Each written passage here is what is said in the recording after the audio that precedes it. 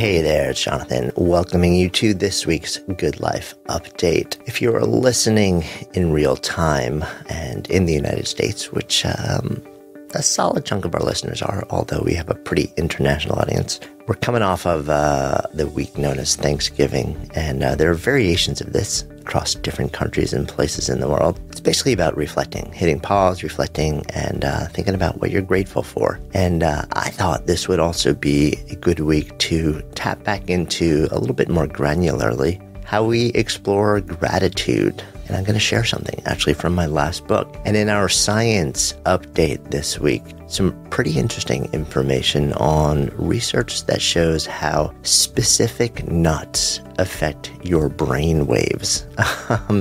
Literally, eating different kinds of nuts actually leads to an increase in different brainwave states in your brain, which are associated with different moods and capabilities and things like that. So it's going to be fun to dive into those two topics with you. I'm Jonathan Fields, and this is Good Life Project.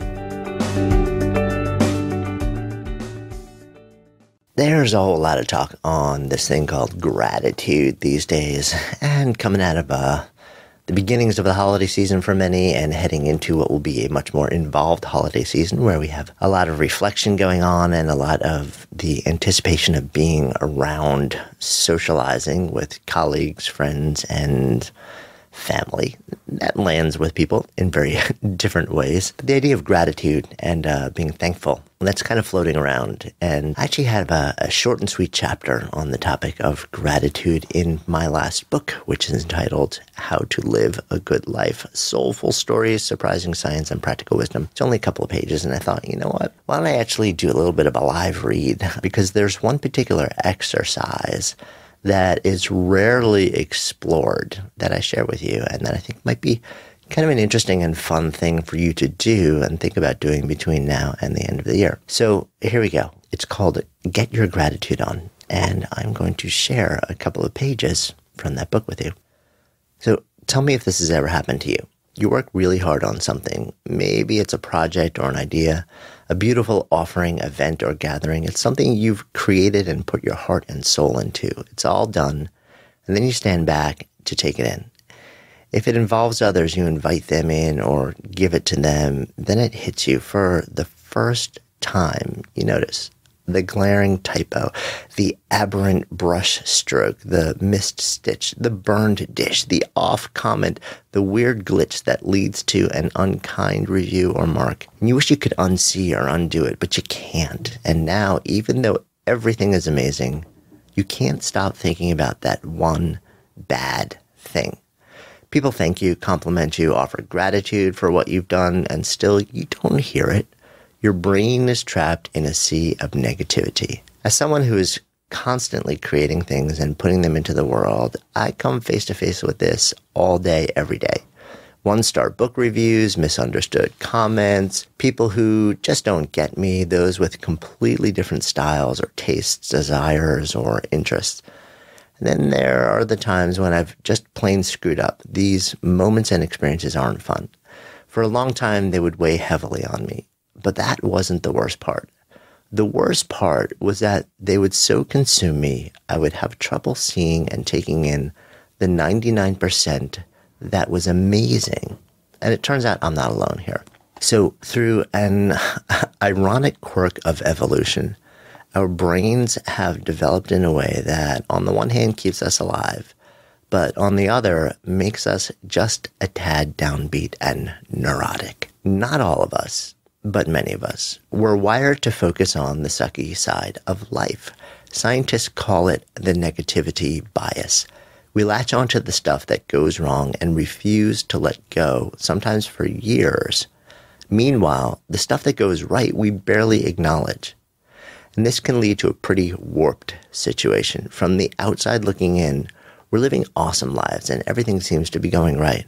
But from the inside looking out, all we see are stumbles or negative experiences. And the drag can become obsessive and even poorly handled, pull us towards not just pessimism and compulsion, but anxiety and depression. So what can we do?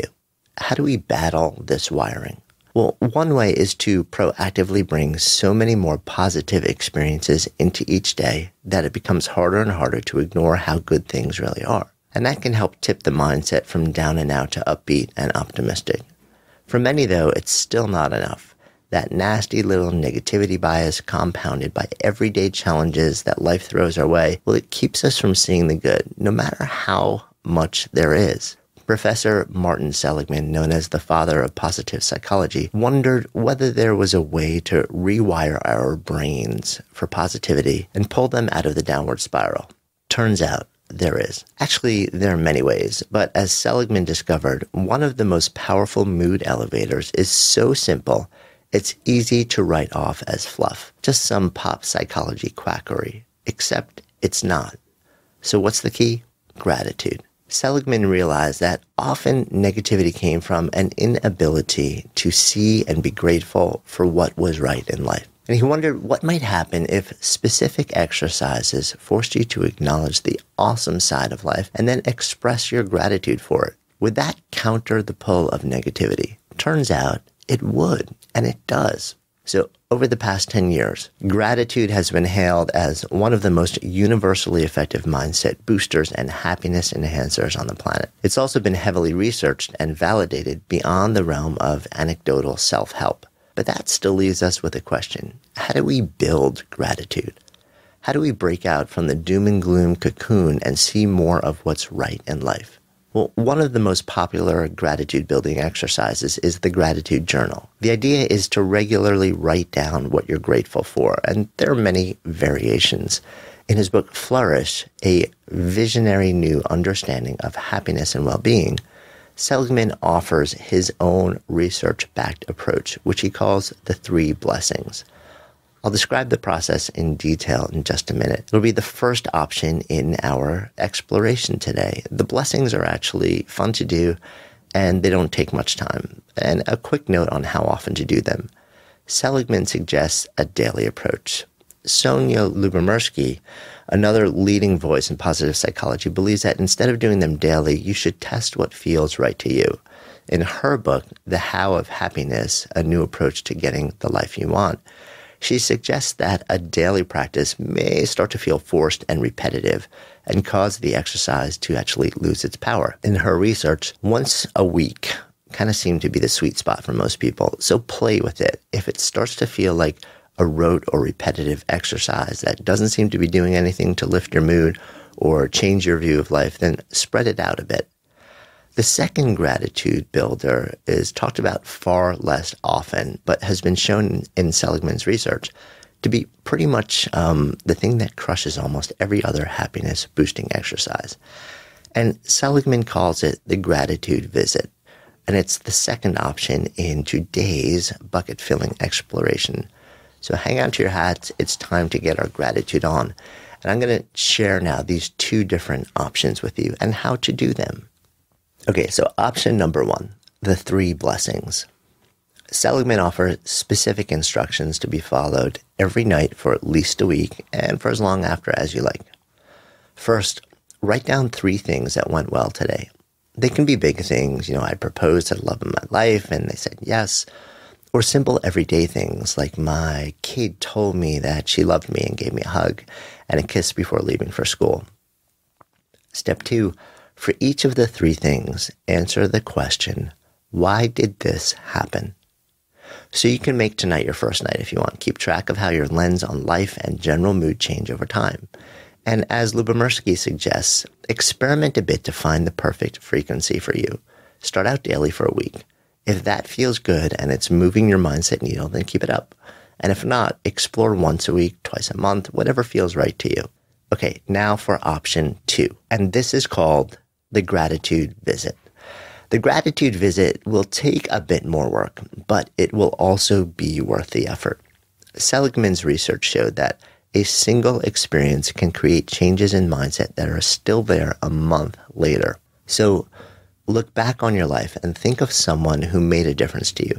It could have been someone who helped you out when you were in need, someone who encouraged you or taught you something, or any other person who did something that made your life better. And 2 other qualifiers. It should be someone you never thanked and someone who is close enough for you to visit in person.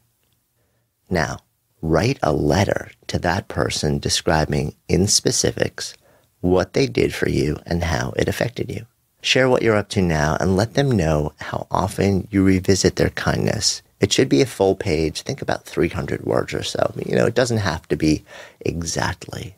Now, here's where it gets fun, and also where it might challenge you a bit. Do this anyway. Call the person up and tell them you'd love to stop by and just say a quick hello. Don't tell them exactly why you're coming. You want to keep it a surprise if you can. Then go visit your person and read your letter to them face to face. When you return home, spend a few minutes journaling about how that experience went and how it made you feel. This can be stunningly powerful when you do it. It can also be a bit nerve-wracking because this is you coming face to face with somebody who has done something that in some way made a difference in your life.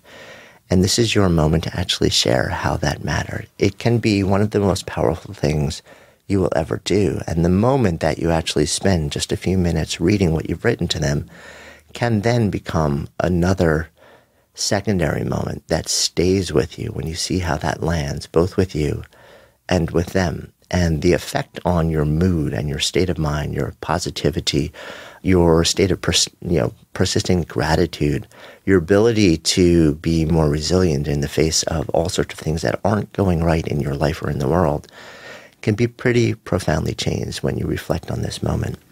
So give it a shot. Try it out. This also happens to be a really good time of year to think about doing something like this. So maybe as you head into December, this is something that you put on your plate to say, let me try this with just a single person and see how it feels for me and see how it feels for them. So that's my invitation as we sort of wrap up this week's riff on getting your gratitude on. Either explore the pretty easy, anybody can do this, 3 blessings.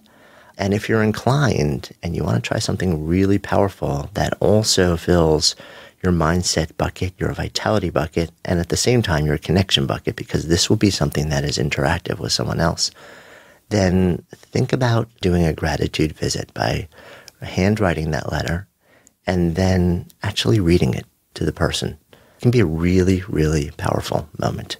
We will be heading into our science this week, and I'm kind of excited. This will be a bit of a short and sweet science update on how nuts affect your brain and your brain waves. And this is kind of actually really super cool. Different nuts will lead to different brainwave and emotional states. So you can kind of play with eating different nuts to create different states in your brain. And that is what we're diving into in today's Good Life Science Update. And we are back with this week's Good Life Science Update. For those of you who are new to the podcast, pretty much every week we sneak in a science update. I'm a bit of a geek, citizen scientist, and I love diving into and keeping up on research that in any way, shape, or form affects your ability to live a better life. Sometimes it's about health, environment, work, all sorts of different stuff. I also tend to geek out on stuff that affects our body and especially our brains. And I'm really fascinated with how the way we move our body and the things that we eat can affect our brains, our cognitive abilities, our state of mind. This week, we're bringing you a study that was done out of Loma Linda University and recently presented at Experimental Biology 2017 meetings in San Diego and published in FASEB Journal. Now, what does all that mean? Well, if you want to go into the details of this, we always include in the show notes, so check it out in the show notes, a direct link to the fuller study report for fellow geeks like me who want to actually look at the research, deconstruct it, see what the experimental design was, and try and better understand what's going on. My job here is simply to share the simple realizations and awakenings from it. This week, we are talking about nuts and your brain. So, when we talk about nuts, the nuts that you eat, the nuts that grow from the ground and are part of your diet, you may be aware that there's been a fair amount of research done on how those may affect your physiology, your health, your inflammation, all sorts of different things. It turns out that, of course, barring any allergies or unique reactions that you may have, that very often nuts can be considered a very important part of a healthy diet, and they have a lot of benefits on you and your physiology, your disease risk. stuff like that. This study actually looked at whether eating nuts will affect your brain waves, literally the state of your brain, which also leads to the state of your mind, from being active, focused, critical, to being relaxed, chill. So beyond sort of immunity and basic health and disease risk, it was really looking at what happens when you eat nuts in the area of your brain.